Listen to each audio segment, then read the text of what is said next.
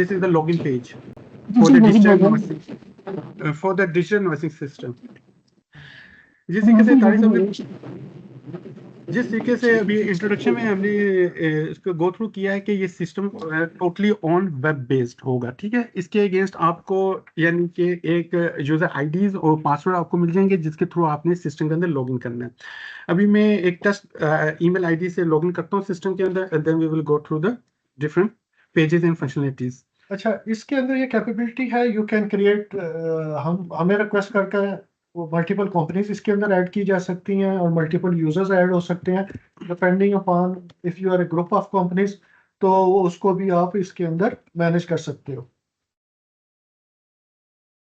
Once we logged in, ये हमारा digital invoicing software का होम पेज है जिसके अंदर आपको सप्लाई चेन से रिलेटेड जो फंक्शनलिटीज हैं, sales, purchase, items, inventory adjustments, और इसी तरीके से आपके जो मास्टर रिकॉर्ड्स हैं इसके अंदर जो बनेंगे आपके, जिसको आपने सेल करना है, आइटम्स, वेंडर्स एंड कस्टमर्स, इनकी फंक्शनलिटी में हम बाद में जाते हैं। नो जंप करता हूँ मैं डायरेक्ट सेटअप्स के ऊपर। अच्छा, ये डैशबोर्ड हैं, transactions, we have sales, sale side हमने कवर की हुई है, इसके अंदर परचेज साइड कवर की हुई है, और इन्वेंटरी एडजस्टमेंट्स। सेल्स में हमारे पास सेल एनालिसिस जो डायरेक्ट आपकी एफबीआर के साथ इंटीग्रेटेड है, वो भी हम इसका डेमो करके देखते हैं। सेल्स रिटर्न है, परचेज एनालिसिस, परचेज रिटर्न, और इसी तरीके से इन्वेंटरी एडजस्टमेंट। अगर आपने ऑन हैंड स्टॉक, अगर इन्वेंटरी की स्टॉक कीपिंग करनी है और आप चाहते हैं कि इस सॉफ्टवेयर के अंदर ही मेंटेन करनी है, तो आप इस इन्वेंटरी एडजस्टमेंट की फंक्शनलिटी को भी यूज कर सकते हैं। On the top of that, every transaction behind वो लेजर्स के अगेंस्ट वो लिंक्ड है, ठीक है। अगर आप सेल इनवॉइसेस क्रिएट करेंगे या सेल रिटर्न क्रिएट करेंगे, उसके अगेंस्ट लेजर एंट्रीज हमारी सिस्टम में बन जाती हैं, कस्टमर लेजर एंट्रीज और आइटम लेजर एंट्री तो आपकी क्रिएट होंगी either you go for sale invoice और either you go for purchase invoice. अगर हम परचेज मॉड्यूल को के थ्रू अगर हम परचेज इनवॉइसेस एंटर करेंगे तो वेंडर लेजर्स के अंदर उसका डाटा फॉल कर जाएगा, और इसी तरह पे डिटेल रिपोर्ट्स हैं सेल्स की, परचेज की, इन्वेंट्री की। और इसके अलावा हमने सिस्टम में बल्क में अगर आपने एक्सेल के थ्रू अगर सेल इनवॉइसेस इंपोर्ट करनी है, वो भी आप कर सकते हैं। ये फीचर हमने इसलिए यहाँ पर दिया है कि मोस्टली करंटली ये जो डिजिटल इन्वेस्टिंग का सॉफ्टवेयर आप लगा रहे हैं वो ऑन द टॉप ऑफ आप किसी और सिस्टम के बिहाफ पे लगा रहे होते हैं। आपका प्राइमरी सिस्टम चल रहा होता है, लेकिन आपने एफबीआर की रिक्वायरमेंट को फुलफिल करने के लिए ये डिजिटल इन्वेस्टिंग की ऐप को यूज करते हैं, तो इसलिए वो ईज के लिए हम सेल इन्वेस्टिंग एक्सेल के थ्रू इंपोर्ट एक्सपोर्ट भी कर सकते हैं। नो लेट्स फर्स्ट जंप हम करते हैं कि किसी भी सिस्टम को रन करने के लिए आपको जो सेटअप रिक्वायर्ड है वो आपने करने हैं, जिससे कि अब हम फर्स्ट जाते हैं कंपनी प्रोफाइल में। अच्छा, ये कंपनी प्रोफाइल हम मैनेज कर रहे होते हैं, कंपनी हम क्रिएट करके दे रहे होते हैं एडमिन पोर्टल के थ्रू, ठीक है। उसकी एक्सेस क्लाइंट्स के पास नहीं होती। वंस हम आपको कंपनी प्रोफाइल दे देंगे तो उसके अंदर फिर आपने अपनी टैक्स डिटेल जो है, जिस तरह आपका एनटीएन नंबर है जो एफबीआर के साथ आपने रजिस्टर्ड किया हुआ है, सेल्स टैक्स नंबर, बहुत ज्यादा सूटेबल हाँ, सेल टैक्स रजिस्ट्रेशन नंबर ये है। अच्छा, अब कुछ कंपनीज ऐसी होती हैं जिनके ऊपर एफईडी, फेडरल एक्साइज ड्यूटी लगती है। अगर तो वो आपकी कंपनी उस रीजन में या उस टाइप के ऊपर फॉल कर रही है, तो देन उस बिजनेस के ऊपर देन हम एफईडी का टॉगल ऑन कर देते हैं, तो फिर एफईडी की फंक्शनलिटी इसके अंदर एनेबल हो जाती है, अदरवाइज हम इसको ऑफ रखते हैं। ऑब्वियसली जब भी आपने एफबीआर के साथ इंटीग्रेशन करनी है, उससे पहले आपको सैंड बॉक्स की कुछ रिक्वायरमेंट्स हैं, वो आपने केसेस फुलफिल करने हैं। उसके लिए फिर हम शुरू में सैंड बॉक्स को ऑन कर देते हैं ताकि आपकी वो टेस्टिंग कंप्लीट हो जाए और उसके बाद आपको प्रोडक्शन का डेटा आप इसके अंदर एंटर करना शुरू कर दें, तो सैंड बॉक्स आपका ऑन होगा। इसी तरीके से कस्टमर ने ये एडिशन इन्फॉर्मेशन आपने एंटर करनी, लोगो आपने अपडेट कर देना। वंस ये आपका अपडेट हो जाता है तो आपने आ जाना है यूजर्स में, बाद में टच करता हूँ। कस्टमर्स हैं, ऑब्वियसली कस्टमर आपने जिसके अगेंस्ट आपने सेल आउट करना है अपने आइटम्स को, आपने कस्टमर क्रिएट करना है, ठीक है।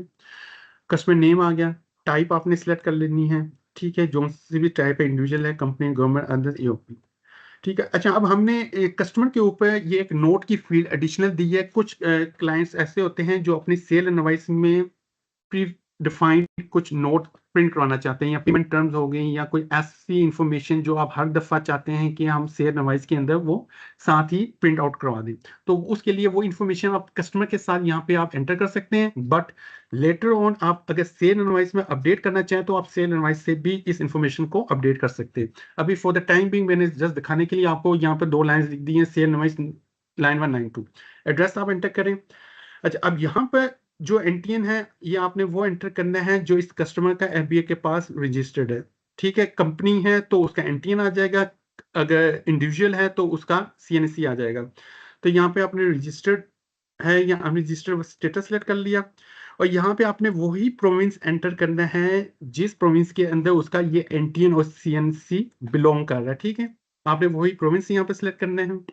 ये एडिशनल इन्फॉर्मेशन है कस्टमर की, आपने लिखना है contact name, phone number once, ये आपने अटेंड कर दिया, रिकॉर्ड अपडेट कर ले, रिकॉर्ड अपडेट हो गया। ये इस तरीके से आपका एक कस्टमर क्रिएट हो जाते हैं। वेंडर की क्योंकि इंटीग्रेशन एफबीआर के साथ नहीं है, अगर आपने परचेज वाली साइड को भी फंक्शनल करना है तो आपको उस वेंडर भी क्रिएट करना पड़ेगा, लेकिन वेंडर के केस में मैंडेटरी नहीं है कि आपने एग्जैक्ट वही एनटीएन लिखना है जो आपका एफबीआर के अंदर रजिस्टर्ड वेंडर का, ये आपने बस डिटेल एंटर कर ली, एक आपने वेंडर क्रिएट कर लिया। अच्छा, अब मोस्ट इंपॉर्टेंट जो पार्ट है इसके अंदर वो है आइटम की क्रिएशन। अच्छा, अब आइटम की क्रिएशन में बल्कि मैं आपको एक न्यू आइटम क्रिएट करके बताता हूँ। न्यू, अच्छा, अब आइटम की क्रिएशन के अंदर हमें मालूम होना चाहिए कि हमारा जो बिजनेस है वो किस कैटेगरी या जो आइटम्स की जो कैटेगरीज है उसमें फॉल करता है। ठीक है, अभी जिससे कि अगर ये दिखाऊं आपको, एक्सेल की एक शीट है मेरे पास, ये कुछ आइटम की टाइप्स हैं जो एफबीआई ने रिकमेंड की हैं 28। ठीक है, अब हमने ये देखना है कि हमारा जो आइटम जो हम सेल कर रहे हैं वो किस टाइप के ऊपर फॉल कर रहे हैं। ठीक है, तो उसी से रिलेटेड फिर हमने कुछ ऐसी इंफॉर्मेशन है, एचएस कोड वगैरह है, वो हमने वो सिस्टम को बताने होते हैं, अदरवाइज ये सिस्टम आपको आगे नहीं जाने देगा और एफबीआर भी उस आइटम की सेल को रिजेक्ट कर देता है। तो इसके लिए फिर हम अब जाते हैं दोबारा सिस्टम में, जिस तरीके से यहाँ पर आ रहा है स्टैंडर्ड रेट है, स्टैंडर्ड रेट अनरजिस्टर्ड बाय है, sale of steel, ship reduce rate, exempt goods है, कुछ जीरो रेटेड है, थर्ड स्केड्यूल के कुछ आइटम्स होते हैं उनकी सेल अगर आप करते हैं, सीएनजी है, इलेक्ट्रिसिटी है, इसी तरीके से एफडी वाले काम जो है, एफडी अगर आपको लगता है जिससे मोस्टली ये टोबैको और मैन्युफैक्चरिंग वाली साइड पर एफडी भी लग रहा होता है, तो वो डिपेंड करता है हमारा केस किस पे फॉल करते हैं। अच्छा, अब हम जा रहे हैं एक आइटम, मिसाल के तौर पर मैं अब एक आइटम है वो मैं बनाता हूँ जहाँ पर स्टैंडर्ड रेट का कोई एक आइटम, हाँ स्टैंडर्ड रेट का है, हम मैं एक कोई ना आइटम बना लेता हूँ।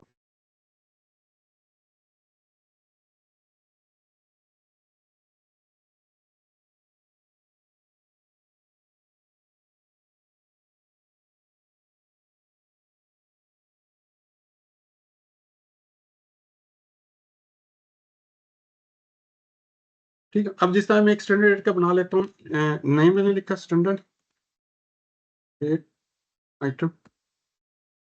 अच्छा, अब यहाँ पे मुझे मालूम होना चाहिए कि मैं जो स्टैंडर्ड रेट आइटम बना रहा हूँ उसका एचएस कोड क्या है। ठीक है, जब मैं इस लुको पे क्लिक करूंगा ये सारे वो एचएस कोड हैं जो एपीआई हमें प्रोवाइड करता है। ठीक है, अब इसके अंदर से अब हमने सिलेक्ट करना है कि हमारा कौन सा एचएस कोड है। फॉर एग्जांपल मैं यहाँ से हम कॉलम वाइज कोड वाइज भी सिलेक्ट कर सकते हैं और डिस्क्रिप्शन वाइज भी हम इसके अंदर फिल्टरिंग कर सकते हैं।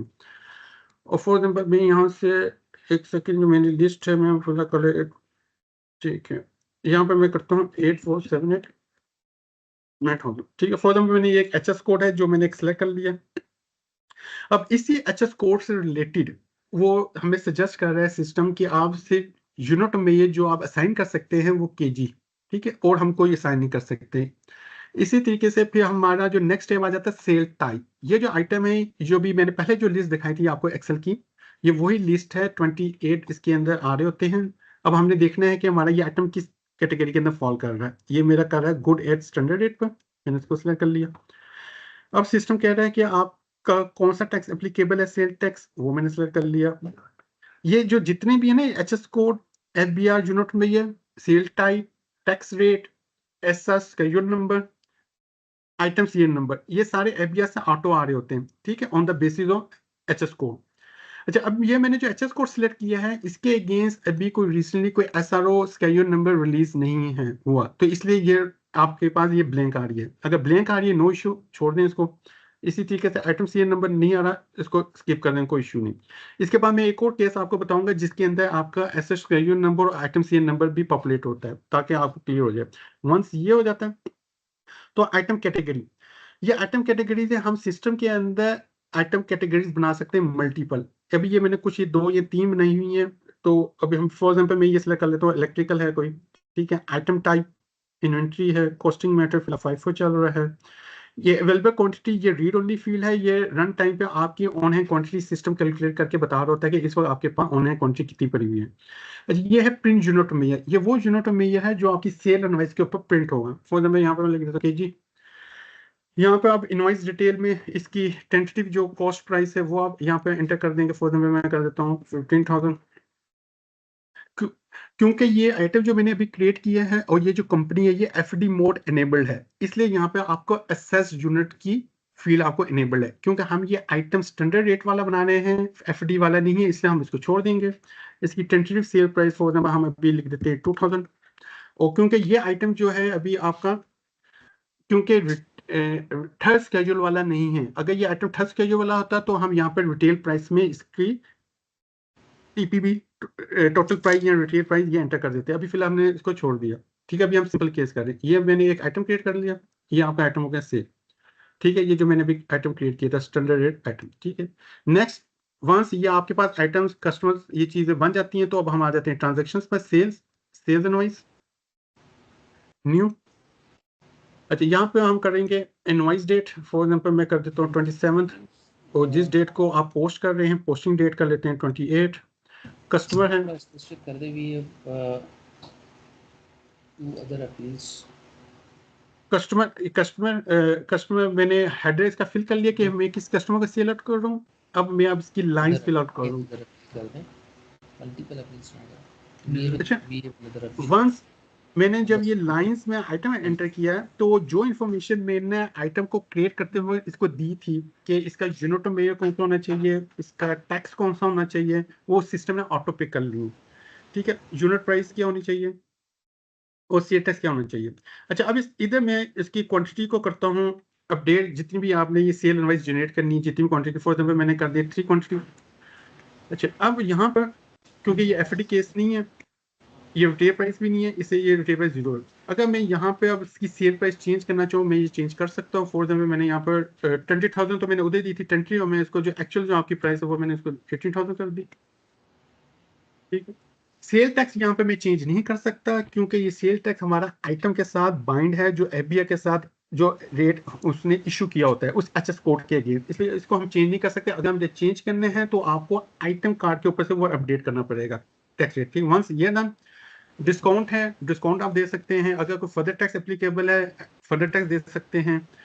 अगर आपका केस किसी ऐसे एडवांस टैक्स अगर आपके ऊपर एप्लीकेबल है, इनवॉइस की टोटल अमाउंट के ऊपर अगर आपका टैक्स लग रहा है एडवांस टैक्स, अगर वो केस है आपका, अब वो दे सकते हैं, नहीं है तो आप छोड़ दें। अच्छा, यहाँ पर ये देखिए नोट के ऊपर जो मैंने नोट्स उसके ऊपर कस्टमर के ऊपर मैंने डिफाइन किए थे वो सिस्टम ऑटो ले आते हैं। अब यहाँ पे अगर मैंने इसको अमेंड फर्दर करना चाहता हूँ तो मैं यहाँ पर कर सकता हूँ।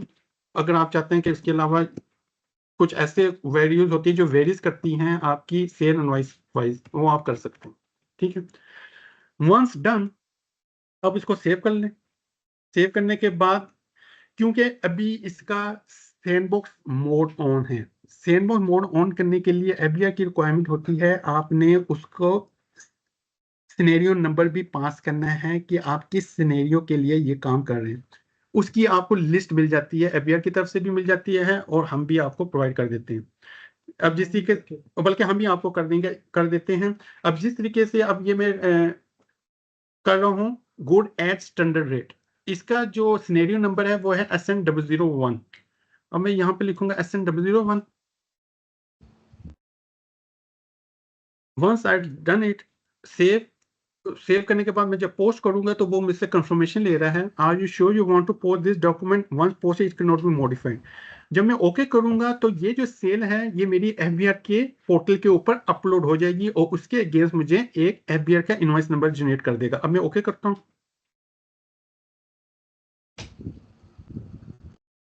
एक second, provided sale does not and customer आ गया।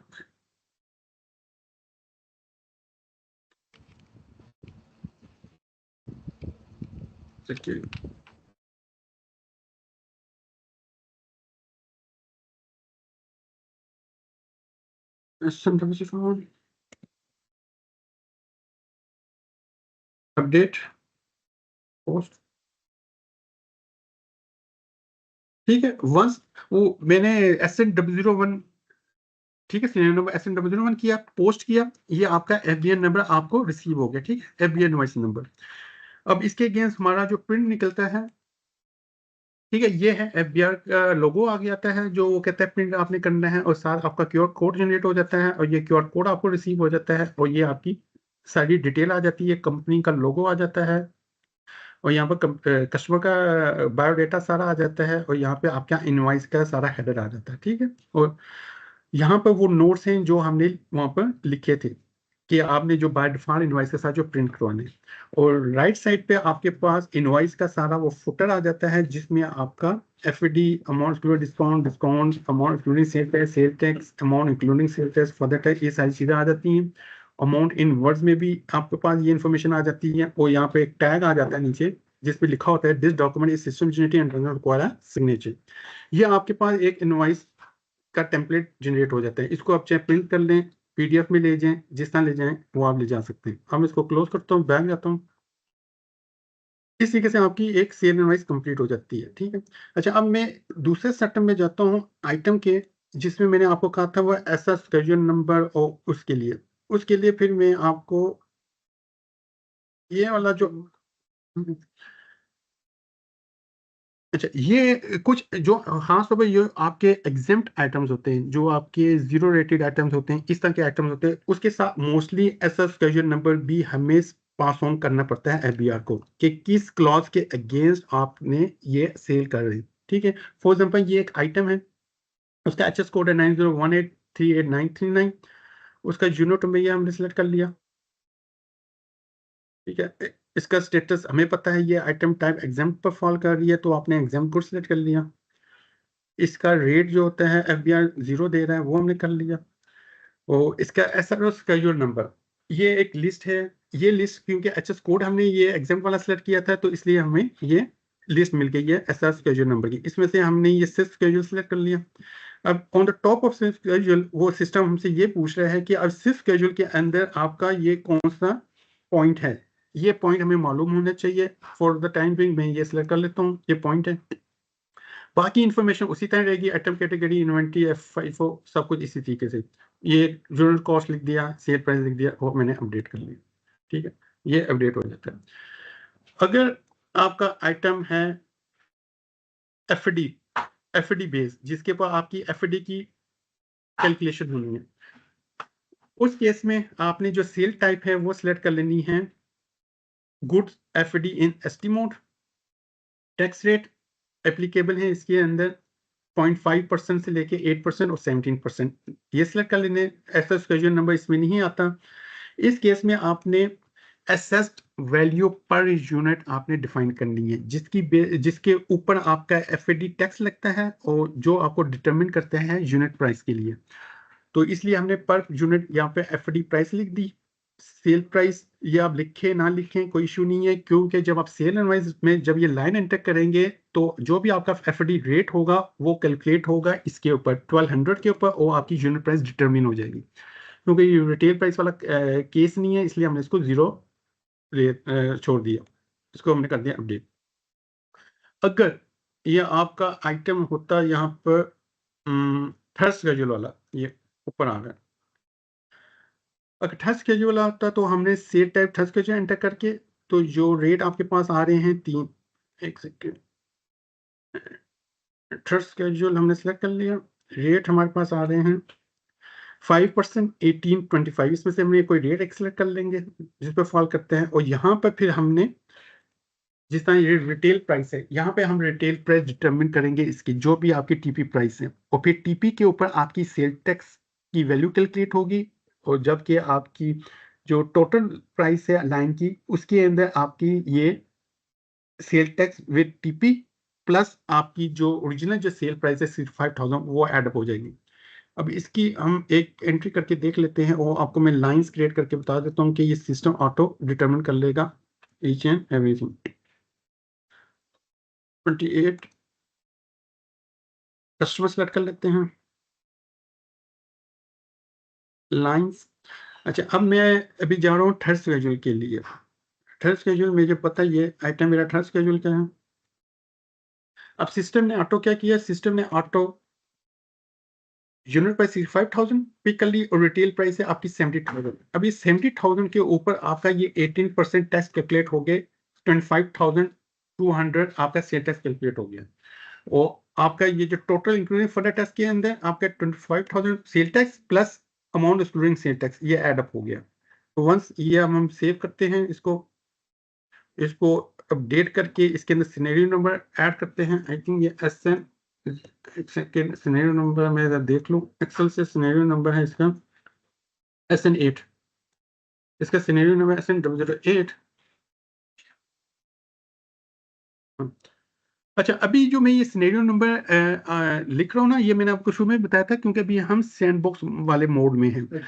लेकिन जब आप प्रोडक्शन में अब जब एक्चुअल जब ट्रांजैक्शंस एंटर करना शुरू करेंगे उस वक्त आपको इस सिनेरियो नंबर लिखने की जरूरत नहीं है। तो ये वाला जो फील्ड है ये आपको नजर नहीं आएगी प्रोडक्शन, जब प्रोडक्शन मोड ऑन होगा इसका। ठीक है, ये सिर्फ सैंडबॉक्स के लिए है।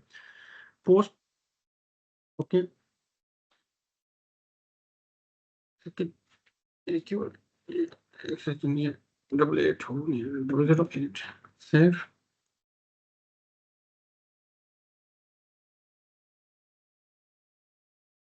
तो भी आई थिंक एग्जिस्ट नहीं कर रहा, लेट्स सी। सक्सेसफुली, एक सेकंड को बाद में आता हूँ। Transactions, sale invoice. अच्छा, अभी जो है ना इस तरीके से आपके पास जो सेल इनवॉइसेस है बाहर, अगर हम लिस्ट व्यू में आए और यहाँ वहां पर आपको स्टेटस भी नजर आ रहे हैं। ये सारे पोस्टेड है, ये आपका अनपोस्टेड है। ठीक है, मैं वंस अगेन दोबारा इसको ओपन करके पोस्ट करने की कोशिश करते हूँ। ठीक है, ये आपका इनवॉइस पोस्टेड सक्सेसफुली। ठीक है, ये आपका रिटेल प्राइस वाला भी सिनेरियो हो जाता है। अभी मैं जस्ट एफडी के लिए आपके लिए एक लाइन बना देता हूँ कि एफडी की जो आपकी इनवॉइस है वो किस तरीके से बनेगी इसके अंदर। हमने जैसा डेट सेलेक्ट की, ये आ गया, कस्टमर सेलेक्ट किया। अब यहाँ से अब मैं एफडी, जैसे ये टोबैको कंपनी टोबैको है, ये कोई इसके ऊपर एफडी एप्लीकेबल है। अब यहाँ फॉर एग्जांपल मैं लिख देता हूँ 2। अच्छा, अब यहाँ पे क्या है, एसएल यूनिट वैल्यू मैंने पर यूनिट वहां पर डिटरमिन की थी 1200। ठीक है, इसके ऊपर एफडी है 16%, मैंने दे दिया। उसने डिटरमिन कर ली, इसकी यूनिट प्राइस है 1392, 1392। अब ये यूनिट प्राइस ने खुद डिटरमिन कर ली है। ठीक है, तो अब बस आगे है, अगर हमने डिस्काउंट देना है, फर्दर टैक्स देना है, फॉर एग्जाम्पल फर्दर टैक्स में दे देता हूँ 4.5% अगर एप्लीकेबल है। अगर एडवांस टैक्स अगर कोई एप्लीकेबल है 4% वो दिया। तो इस तरीके से ये आप सेव करेंगे, सिनेरियो नंबर देंगे और पोस्ट करेंगे तो ये आपकी पोस्ट हो जाएगी। सेम इसी तरीके से अगर आपने रिटर्न्स, अगर इस सिस्टम में अगर रिटर्न ये जो मैंने सेल किया इसकी रिटर्न आप सिस्टम में मैनेज करना चाहते हैं वो कर सकते हैं, न्यू करेंगे। उसी तरीके से ये है, डेट्स देंगे, डॉक्यूमेंट डेट क्या है, रिटर्न डेट क्या है, पोस्टिंग डेट क्या है, और यहाँ पे आपके पास वो सारी सेल इनवॉइसेस आ रही है जो आपने अभी पोस्ट की हुई है। कोई सी भी आप इनवॉइस सेलेक्ट करें, जैसे इनवॉइस सेलेक्ट करेंगे उसका डेटा सारा आपके पास सामने आ जाएगा।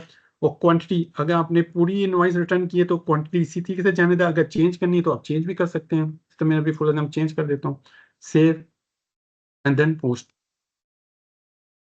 तो ये आपकी पोस्ट हो जाएगी। ठीक, इसी तरीके से है आपका परचेज इनवॉइस है।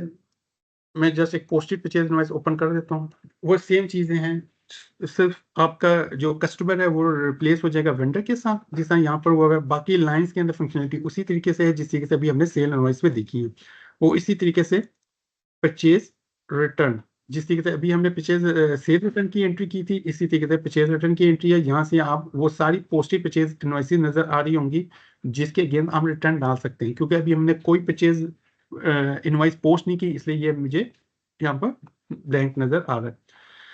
अच्छा, वंस ये आपके कंप्लीट हो जाते हैं, अगर आपने इन्वेंट्री एडजस्टमेंट या इन्वेंट्री को भी ट्रैक करना है, उसके भी स्टॉक काउंट करना है, या उसकी भी ऑन हैंड क्वांटिटी को आपने मेंटेन करना है, तो यहाँ से आप इन्वेंट्री एडजस्टमेंट्स की एंट्रीज डाल सकते हैं, जो आपको ऑन हैंड क्वांटिटी को मेंटेन करने में मदद देता है। फॉर एग्जांपल यहाँ से हमको एक आइटम सेलेक्ट कर लेते हैं, सिंपल है, इसके अंदर कुछ भी नहीं है, क्वांटिटी है, पॉजिटिव करेंगे तो आपकी क्वांटिटी इन हो जाएगी, नेगेटिव करेंगे क्वांटिटी आपकी माइनस हो जाएगी, इन्वेंट्री एडजस्टमेंट नेगेटिव में चली जाएगी। तो यहाँ पे आप यूनिट कॉस्ट अपडेट करना है, यूनिट कॉस्ट अपडेट करके इन कर लें, कोई इशू नहीं। सेव, अच्छा डेट सेलेक्ट नहीं की हुई मैंने, transaction date today and then posting date today, save and then post, ठीक है, ये पोस्ट हो गया, ये आपकी दूसरी एंट्री भी आ गई, और क्लिक करके आप ओपन करके देख भी सकते हैं। अच्छा, जितनी भी मैंने ये ट्रांजैक्शंस की हैं, इनका सारा इम्पैक्ट आपका चला जाता है लेजर्स में। अब कस्टमर लेजर्स में, ये जो कस्टमर लेजर्स हैं, ये आपका समरी व्यू है, आपका इनवॉइस व्यू है, ठीक है, डिटेल व्यू नहीं है, जिसके अंदर आपके पास इनवॉइसेस आ रही हैं, ये posting date, document date, FPI का इनवॉइस नंबर आपका आ रहा है, कस्टमर नंबर, कस्टमर नेम, और आगे जो भी आपकी इनवॉइस की टोटल डिटेल है वो सारी आ रही होती है, ठीक है। और ये जितनी भी आपकी डिटेल्स हैं, ये आपकी एक्सपोर्ट भी हो जाती है एक्सेल के अंदर, ये आपका एक्सेल के अंदर एक्सपोर्ट हो गया, ठीक है, एक्सेल के अंदर डाटा आपका एक्सपोर्ट हो जाता है। इसी तरीके से वेंडर लेजर्स है, और इसी तरीके से आइटम लेजर्स। आइटम लेजर्स में आपकी लाइन वाइज इंफॉर्मेशन फॉल कर रही होती है, इसके अंदर आपकी सेल से भी इंफॉर्मेशन आ रही है, परचेज से भी आ रही है, और इन्वेंट्री एडजस्टमेंट से भी आ रही है, क्योंकि अभी मैंने लास्ट जो एंट्री की थी इन्वेंट्री एडजस्टमेंट से की थी, जो लेटेस्ट रैकेट है वो आपका on the top of the line आ रहा होता है, ठीक है, ये आपका रिकॉर्ड आ रहा है इन्वेंट्री एडजस्टमेंट का, यहाँ से आपको पता चल रहा है इन्वेंट्री एडजस्टमेंट है, सेल रिटर्न, ठीक है, इस आइटम के अगेंस्ट। आप इसके ऊपर फिल्टर भी लगा सकते हैं अगर आपने लगाना है, ये जितने भी कॉलम ऊपर नजर आ रहे हैं ये सारे फिल्टेबल है, ठीक है, आप लगा सकते हैं, यहाँ से आप जाएंगे और ये फिल्टर लगाएंगे, और आप यहाँ से फिल्टर लगा सकते हैं, ठीक है। तो हाँ, हाँ, भी ठीक है। अच्छा, अब इसके अलावा भी मैं इस फिल्टर को करता हूँ रिमूव। इसी तरीके से आप यहाँ पर आइटम किधर है, ये आइटम, आइटम नंबर पे फिल्टर लगाएं, एचएस कोड पे लगाएं, आइटम 9 पे लगाएं, आपको दे देगा। और इसी तरीके से कस्टमर लेजर्स पे आप जो भी कॉलम है कस्टमर पर भी फिल्टर लगा के उस स्पेसिफिक कस्टमर की ट्रांजेक्शन देखना चाहे वो देख सकते हैं। अच्छा, वंस ये अगर हम लेजर से बाहर निकले तो ये कुछ रिपोर्ट्स हैं, जिस तरह ये सेल्स समरी रिपोर्ट है। अच्छा, यहाँ पे आप पैरामीटर्स देंगे, जिस डेट की आपने रिपोर्ट्स देखनी है, डॉक्यूमेंट टाइप आपने सही सेल इनवॉइसेस देखनी है, सेल रिटर्न देखनी है, ऑल वो कर सकते हैं, किसी स्पेसिफिक कस्टमर की देखनी है तो वो भी देख सकते हैं, या ऑल करना तो ऑल कर लें। वंस आपने पैरामीटर्स दे दिए, अप्लाई फिल्टर्स, तो आपका ये डाटा फैच होके सामने आ जाते हैं। इसको आप प्रिंट करना है तो प्रिंट कर लें, एक्सपोर्ट करना है एक्सपोर्ट भी कर सकते हैं। इसी तरीके से आपके पास सेल्स डिटेल है, सेल डिटेल में आपके पास जो डेटा डिस्प्ले होता है वो लाइन वाइज होता है, आइटम वाइज होता है, और इसकी टोटलिंग भी होती है, ठीक है। फॉर एग्जाम्पल अब मैं इसको डेट होती पीछे करके, ठीक है, अब ये इनवॉइस नंबर, ये हेडर आ रहा है आपका, और नीचे वाला उस ये टोटल आ रहा है। अगर इस इनवॉइस के अंदर मल्टीपल आइटम्स होते हैं तो वो आपके उतनी ही मल्टीपल लाइंस आपको नजर आ रही होती है, ठीक है, ये भी इसी तरीके से एक्सेल में एक्सपोर्ट हो जाएगा। इसी तरीके से परचेज डिटेल है, परचेज समरी है, और इन्वेंट्री मूवमेंट में आपके पास beginning balance plus closing balance, जो इन्वेंट्री का जो स्टॉक है उसके अगेंस्ट आपको ये रिपोर्ट दे रहा होता है। मिसाल के तौर पर ये ओपनिंग बैलेंस है इस आइटम का, ये जो आइटम है वो है अभी 0, ठीक है। अब जो डेट रेंज मैंने सेलेक्ट की है, डेट फ्रॉम डेट टू, इसके दरमियान इन बिटवीन जितनी भी आपकी ट्रांजेक्शन हुई हैं उसका उसने रिकॉर्ड दे दिया आपका, ठीक है, बता दिया कि ये -2 है। क्यों है 2? क्योंकि ये सेल इनवॉइस डली हुई है, ये परचेज इनवॉइस डली हुई है, ये परचेज रिटर्न डला हुआ है, सेल रिटर्न, इन्वेंटरी एडजस्टमेंट, ठीक है। और एंड में उसकी क्लोजिंग बैलेंस, ये सारी मूवमेंट बता रहा है उस आइटम की, ठीक है, ये जो मैंने अभी हाईलाइट की है रोज। इसी तरीके से नीचे सेकेंड आइटम जो भी है सेलेक्ट किया हुआ, ठीक है, फिल्टर भी लगा सकते हैं, आइटम का ऑल देखना ऑल भी देख सकते हैं। ये है आपकी इन्वेंट्री मूवमेंट रिपोर्ट। अच्छा, इसके अलावा ऑन द टॉप ऑफ ये जो मैंने आपको शुरू में बात की थी सेल इनवॉइस की, कि बल्क में आप किस तरह डेटा इंपोर्ट एक्सपोर्ट कर सकते हैं। अब यहाँ पे हमने दिया हुआ है आपको टेम्पलेट, एक्सपोर्ट टेम्पलेट करेंगे तो ये आपको एक्सेल में टेम्पलेट दे देगा, जिसमें प्री डिफाइन आपके कॉलम्स होंगे, उसके अंदर हमने डेटा फिल करके इंपोर्ट करना है, ठीक है। अब मैं इसको एक करके बता देता हूँ आपको। ये आपका डाउनलोड में गया, ये इनवॉइस टेम्पलेट है। इस सर्वर में एक्सेल नहीं है, मैं अपने पास इधर लेके आता हूँ, पेस्ट किया, ओपन किया, ठीक है। ये आपके पास इनवॉइस टेम्पलेट है। अच्छा, इस इनवॉइस टेम्पलेट में आपने पोस्टिंग डेट बतानी है सिस्टम को, डॉक्यूमेंट डेट बतानी है, कस्टमर नंबर बताना है, एग्जैक्ट वो नंबर है जो आपने इस डिजिटल इनवॉइसिंग ऐप के अंदर क्रिएट किया हुआ है। इसी तरीके से आइटम नंबर, क्वांटिटी।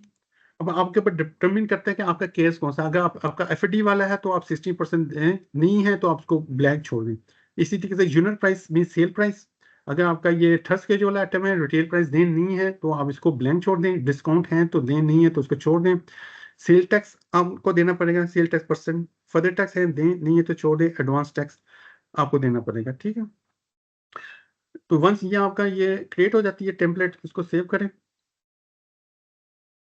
और इधर लेके इधर पेस्ट करें और मैं इसको इंपोर्ट करता हूँ इनवॉइस को। इंपोर्ट इनवॉइस जहाँ पे मैंने इसको सेव किया है, इसको पार्ट दें, ओपन करें, ठीक है।